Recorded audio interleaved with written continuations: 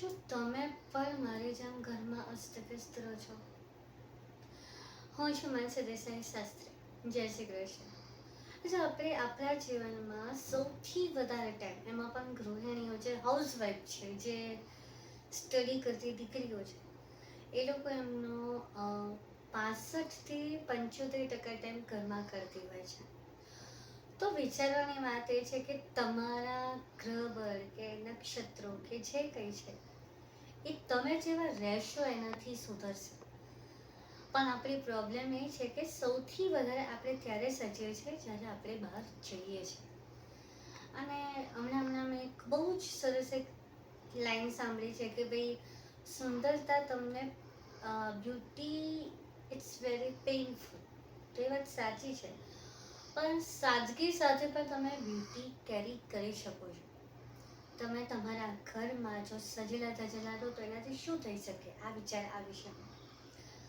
તો સૌથી પહેલાં તમે બીજા માટે નહીં, તમે પોતાના માટે જ સજો છો. એટલે તમારું જે ચીડચીડાપણું છે, આપણા વાળ એકદમ મેસી હોય, ચાંદલો મહિનો ના કર્યો તો તમને ઉદાસીનતા લાગે, કંઈક કામ કરવું ના ગમે, બિકોઝ તમે ડેઈલી રૂટીનમાં કાર્યરત છો. શું બનાવવું, શું કરવું, ચીડચીડાપણું આવી જવું, સ્વભાવ બદલાય, કશું ગમે નહીં, કશો સ્વાદ જતો રહે, કે આ બધું જ એક સામાન્ય સ્ત્રી હોય કે પુરુષ બંને જોડે થતું જ હોય છે. અને એના માટે જ જો તમે તમારા ઘરમાં સરસ સજેલા રહેશો તો ઈશ્વર તો કહે છે કે તમે મારી સામે જેવા આવશો એવા જ હું તમને આશીર્વાદ આપીશ. પણ જ્યારે તમે તમારા ઘરમાં આવા રહો છો તો તમારી આજુબાજુનું વાતાવરણ એકદમ હેપીનેસ વાળું થઈ જાય છે. તમારા હસબન્ડ ઘરેથી ઓફિસથી જ્યારે ઘરે આવે છે ત્યારે એમને તમારો મુરઝાયેલો ચહેરો જોઈને થાક વધારે લાગી શકે. અને જો તમે સરસ બ્યુટીફુલ તૈયાર થયા હોય, મેકઅપ કર્યો હોય હળવો, અને સરસ ક્લોથ પહેર્યા હોય તો પુરુષ જે પતિ આવે છે એને પણ આનંદ થાય. તમારા સાસુ સસરાને પણ જોઈને આનંદ થાય ને વાતાવરણ હળવું રહે. તમે ખુદ એટલા ફ્રેશ ફીલ કરશો કે તમારા મનમાં નેગેટિવિટી નહીં આવે. બિલકુલ. આ એક વાર તમે 7 દિવસ માટે આ વસ્તુ કરી જોજો.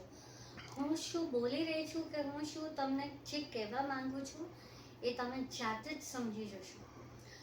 જીવનમાં એક બહુ સરસ વડીલોએ કીધું છે કે જેવી દ્રષ્ટિ એવી સૃષ્ટિ.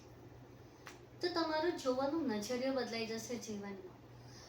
તમે કપડાં કબાટમાં મૂકી રાખશો તો એ કંઈ વપરાવાના નથી, વપરાશે નહીં તો નવા કપડાં આવશે નહીં. એ પણ એક થિયરી તો છે જ. પણ જેટલા કપડાં તમે નવા પહેરશો તો કપડાં ઘસાશે, તમને પણ એમ થશે કે હા કંઈક છે. બિકોઝ હા, આપણે શાકભાજી લેવા જઈએ તો પાણીપુરી 10-20 રૂપિયાની ખાઈ લઈએ, ગ્રોસરી લેવા જઈએ તો આના માટે પણ સારા કપડાં પહેરીને જાઓ. કેમ નહીં? તમે બહાર કોઈ ગેટ ટુગેધર હોય, કોઈ ફંક્શન હોય, કંઈ પણ હોય તો એ મહિનાના 28 દિવસ આપણે જોઈએ તો તમે શું 25 દિવસ બહાર જાઓ છો? ના.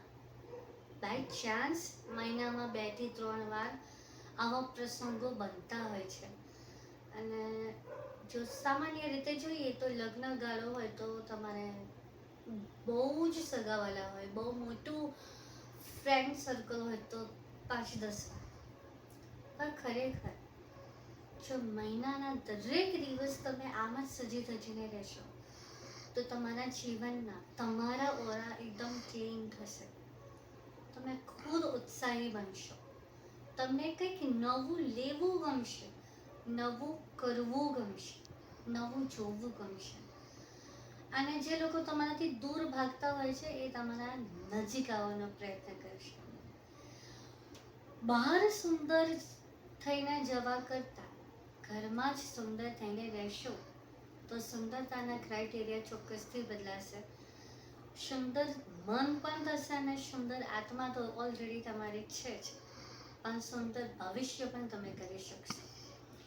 એટલે કોઈ બીજા માટે સજવા કરતાં તમે પોતાના માટે સજવાનું જેટલું જલ્દી શરૂ કરશો તો બહુ જ મજા આવશે.